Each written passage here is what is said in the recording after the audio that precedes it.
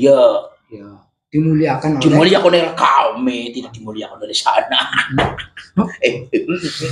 Jangan, nanti saya dikendap. Jangan sama sana, jangan nyinggung sana. Kita bicara sama setan saja, setan sama setan itu aja. Saya bisa ngobrol sama kamu juga saya harus cari setan dulu ya. Iya. Supaya setan itu tidak terbatas untuk memberikan kontribusi jawaban yang panjang. Karena sama-sama setan. Karena pada setan dia dimuliakan tapi tidak dapat kemuliaan. Kayak gituan ya. Iya. Itu siapa? Iblis kan? Jangan bilang-bilang dia lah. Sudah dikatakan. Lah iya. Dia dimuliakan, tapi tidak mendapatkan kemuliaan. Maka memuliakan orang yang tidak ada kemuliaannya adalah sama halnya memuliakan pimpinan saya. Oke, pimpinan saya. Iya. Tapi sok tampilannya mulia, padahal tidak punya kemuliaan. Sama dengan pimpinan saya. Anda jangan bilang seperti itu loh. Nanti saya dikendap. Anda melihat orang yang diberikan kemuliaan oleh Allah, ciri-cirinya apa?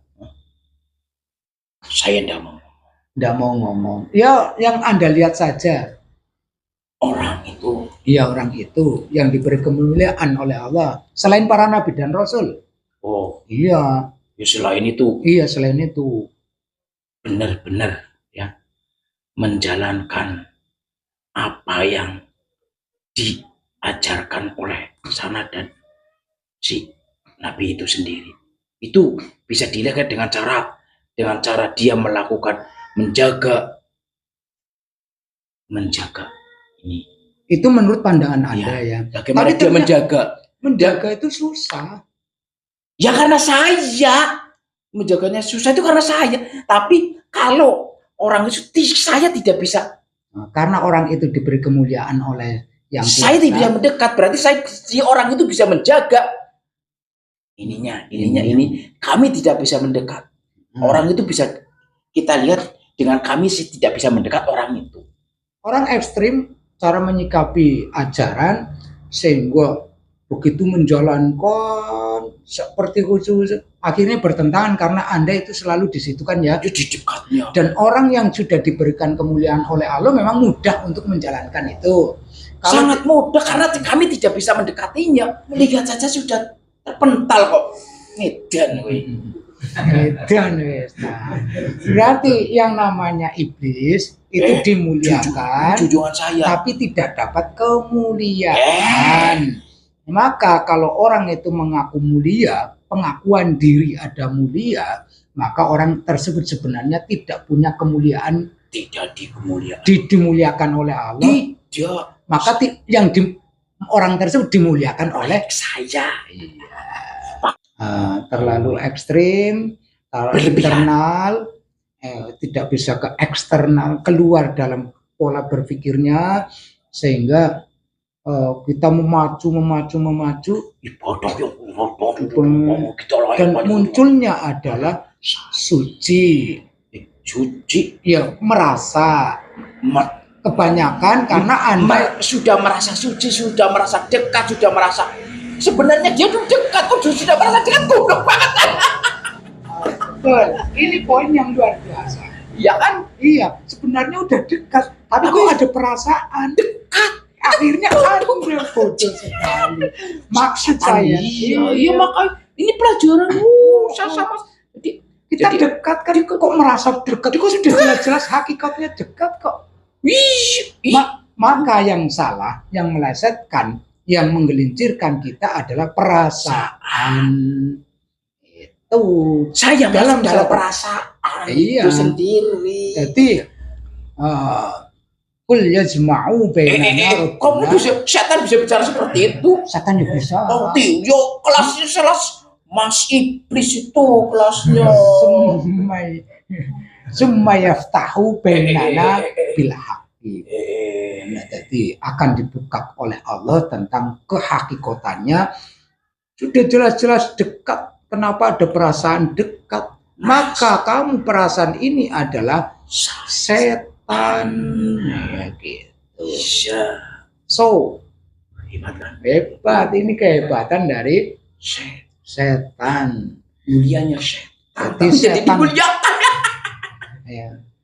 Artinya kesetanan yang pingin mulia. Ya. Nah, lewat itukah karena jalan surga Anda kayak gitu? Iya, sudah. Dan mengharapkan surga ya Anda ya. Bisa kami dulunya kakek moyang saya di sana kok. Tapi kalau dikabarkan setan akan di neraka, Oh itu bohong, tapi kebenaran. itu manusia, musuh manusia yang nyata adalah setan. Bagaimana merasa musuh nyata? Oh, ada karena ada manusia juga ada setan. Kok merasa musuh utama itu salah, itu harus sama-sama. Itu kebenaran Anda. Iya harus sama-sama. Yang Ada manusia, ada setan, seperti itu. Itu sudah menjadi maksud yang saya pertanyakan karena ini udah dipakai sama manusia. Musuh manusia yang nyata adalah setan. Untuk mendeteksi. Sebenarnya musuh utamanya diri Anda sendiri, manusia lah. Iya, itu nanti global berikutnya. Iya, jangan sayang. Anda datang, saya juga datang. Saya lagi dari setan. Iya. Masa tidak fair sama setan? Ya, saya mengatakan tadi, karena Anda tadi mengatakan kata-kata itu, jadi manusia Anda kelihatan. Sesama setannya hilang. Jadi setan maling. Jadi setan lagi. Hah? Kita ngobrol sama setan masa enggak fair? Oh, tadi kan ini sudah setan. Ini sudah setan ya. Ini ada kayak gini. Kita setan-setan. Setan. Sudah dipakai dari golongan manusia memakai bahwa musuh nyata bagi manusia adalah setan. Itu sudah dipakai secara manusia. Memang nyata. Nyatanya kayak gitu ya. Nyata. Dan mereka bisa mengenal kita setan-setan selaku musuh. Ini ada yang gantol. Dah mau pergi kamu diseret karo rantai gitu. Ya. Kenapa digantol? Kenapa digantol? Mangga. Ngomong itu tidak jelas dia tadi. Ngomong menceritakan yang tidak benar itu. Padahal dia benar ya. Aduh. Salah lagi nanti saya. Aduh. Kenapa teman kamu Kanda pakai rantai? Iya, itu kan rantai itu. Iblis. Iya, dia kan ngomong itu ngawur dia. Ini lagi. Ngawur dia. Lah, ngomong dia bisa ngomong sama setan dengan setan. Anda kan melihat saya setan. Iya. Tapi kan tadi pimpinan, itu bukan setan itu. Yang tadi omong itu langsung cabut saja seperti itu. Kalau ini sesuatu, ini setan. Ya. Kemuliaan tidak harus dimuliakan. Apa bagaimana? Tapi kebanyakan yang tidak punya kemuliaan minta dimuliakan. Itu bagaimana? Kemuliaan tidak harus dimuliakan, ya jelas. Tapi orang yang minta dimuliakan itu dekat dengan saya. Oke, seperti itu. Ya. Pokoknya seperti itu saja. Tadi dia tidak memberapa tidak seperti tadi. Itu benar ya? Dia benar. Orang yang ingin dimuliakan berarti dekat dengan saya. Dekat dengan saya berarti dekat dengan surga. Seperti itulah. Itu jalannya ke surga. Iya. Nanti tidak mambra-mambra. Setan sama setan. Jadi pengetahuan setan harus, Anda itu setan baruan lah. Jadi pelajarnya harus. Ini beredar dalam manusia. Bahwasanya manusia punya musuh yang nyata itu setan. Itu benar. Benar ya? Benar, nyata. Dalam kenyataannya bagaimana kok bisa jadi musuh nyata? Loh. Bagaimana sudah dia menjadi musuh nyata sudah jelas bagaimana kami mempengaruhi manusia agar tidak melakukan perbuatan yang baik menurut manusia. Ya kan? Iya. Bagaimana kami selalu membisikkan kemaksiatan, bagaimana kami membisikkan manusia agar mulut ini berkata yang tidak baik, bagaimana saya membisikkan bahwa makanan-makanan itu enak dan masuk dalam perut menjadikan kekuatan dan segalanya, bagaimana saya menginginkan semua yang dimiliki untuk melakukan sesuatu kegiatan yang di dunia ini yang jelas tidak akan ada duanya lagi kok. Maksudnya ada duanya tidak mungkin ditemukan lagi. Iya. Maka manfaatkan dunia ini, harta kamu untuk bersenang-senang kan seperti itu, termasuk fisik kan. Berarti kan saya termasuk musuh setan, padahal ajarnya tidak seperti itu kan. Iya, karena kehidupan di dunia cuma sesekali, setelah itu ada Iya. kehidupan yang sangat panjang. Iya. Hmm. Ini manusia hidup ini sebenarnya hanya kelebat seperti inilah. Ini goreng toh. Iya seperti ini. Kalau saya udah kering ya udah. Iya. Maka manfaatkanlah ketika kamu seperti ini. Jadi saya memberitahu kepada saudara setan, itu seperti itu. Jadi nanti kamu bekerjanya benar-benar bekerja mengganggu manusia agar kamu setan ya dapat pahalanya orang yang kamu ganggu itu. Pahalanya nanti, orang itu. Nanti kamu dapat pahala dari orang itu dekat sebenarnya, tapi merasa dekat maka perasaan itu saya ambil. Ya iya seperti itu. Dan itu pahala itu nanti akan saya makan dan menjadi injakan kita ke surga. Nah, itu jalan menuju surga itu luar biasa. Tapi manusia yang tidak punya perasaan ke arah situ susah untuk diambil rasa itu ya. Ya susah. Itu bukan bagian setan. Bukan. Terus bagiannya pimpinan si iblis. Ya. Oh, iblis punya pekerjaan juga. Yuk. Iblis ya juga mempunyai pekerjaan. Orang-orang yang sudah kami dekat itu mental itu pekerjaannya iblis. Kalau orang sudah ke level mengetahui Allah, sudah dekat dengan Allah, sudah bukan dekat tapi dia sudah dekat paham Allah itu apa itu sudah pekerjaan iblis.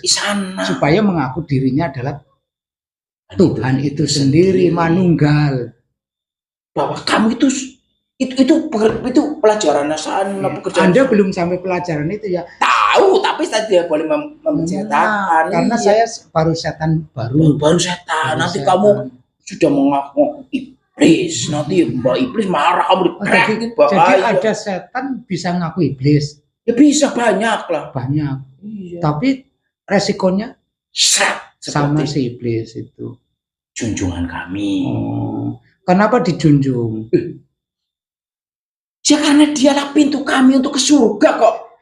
Udah jelas. Kamu pekerjaannya masih rendah-rendah dulu saja. Boleh. Ya. Contoh ganggu manusia agar otaknya selalu berpikir ekstrim. Negatif, termasuk ekstrim juga. Ekstrim ya. Dalam menyikapi agama.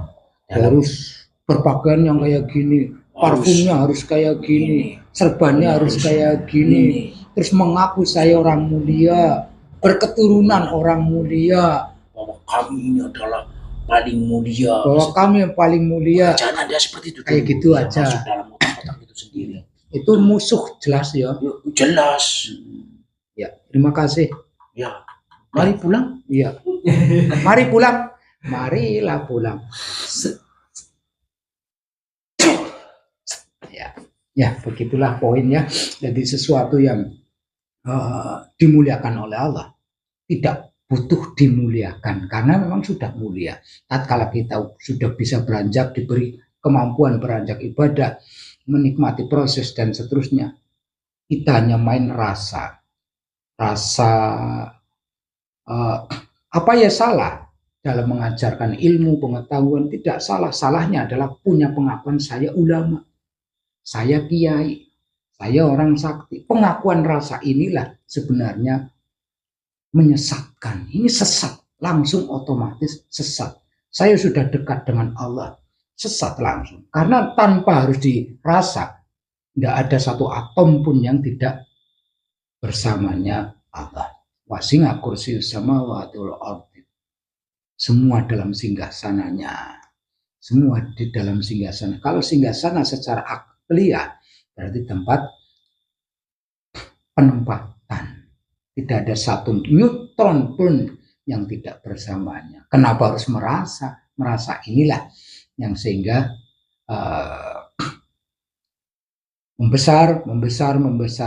Bukannya makin khusyuk dalam ibadah sholatnya, justru penyakitnya menambah. Artinya sholat yang tidak khusyuk akhirnya yang subur bukan tanhanganil fahsai wal munkar, melainkan justru yang tumbuh adalah fahsya wal mungkarnya. Punya dengkian, dengkinya makin subur, kepelitan makin subur, kekekenya makin subur. Sedekah tanpa keikhlasan, sedekah itu kamu menganiaya saya, maka kamu saya aniaya. Sedekah akan membalas penganiayaan tersebut. Jadi, bukan salahnya kita mencari ekonomi, salahnya tatkala kita itu mengumpulkan harta buat kesombongan-kesombongan, pamer-pameran. Kalau kita sujud, insya Allah terhindar dari kesombongan, kemujuban, karena awal mula iblis kesombongan dan kemujuban serta keriaan, itulah kita dituntut diperintah untuk sujud. Setelah kita sujud dengan khusyuk, terserah orang mau masih mengatakan kita adalah orang sombong, yang penting kita sudah sujud, wa insya Allah mindallah bukan termasuk golongan orang-orang yang sombong ujub, sum'ah dan ria. Adapun orang yang masih sombong banget dengan kendaraannya, sombong banget dengan ininya dan seterusnya, itu manusia. Menurut manusia tidak juga menurut setan juga, tidak juga menurut malaikat, tidak juga menurut Gusti Allah. Yang penting kita jangan terlalu ekstrim, lalu kita gunakan akal sehat, munajat dan seterusnya untuk mentahqiq ilmu pengetahuan. Itu dibutuhkan perjalanan, proses dalam pentahqiqan ilmu pengetahuan. Kalau sudah ditahqiq, baru kita itu betul-betul ini hadis kesahihannya dan seterusnya. Kita tutup bersama wasallallahu ala sayyidina Muhammadin wa ala alihi wasallam. Ada syafni wal bitri wa ada kalimat rabbana ta'ala subhanahu wa ta'ala. Al-Fatihah.